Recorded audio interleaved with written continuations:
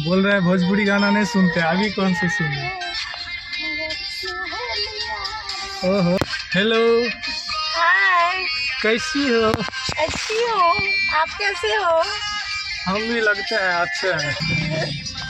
Traffic है, देख रहे हैं ना, देख लीजिए जाम कितना है इधर। ट्रैफिक में जाम है। हाँ, हमारा बिल्डिंग और नहीं दिखता है, ये बिल्डिंग हो गया, बम्बई में है अभी।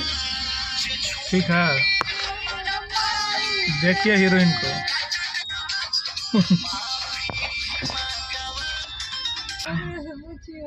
अच्छा हाँ, ठीक है ना, एकदम सुपर। हेलो गाइस, नमस्कार। देखिए घूमने आए हैं हम लोग, तब मजा आवे छा। बहुत मजा आवे छे।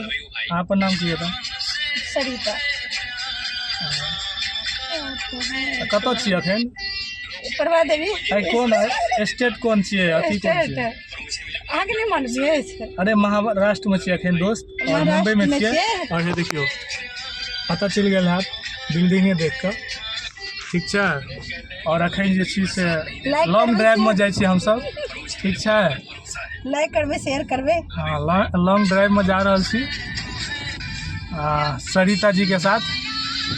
ठीक छै, तो मिलै छी नेक्स्ट ब्लॉग में, और कतऽ कतऽ जाइ छियै से सब देखबै छी अहाँके। अब बाय कह दिए ना, बाय।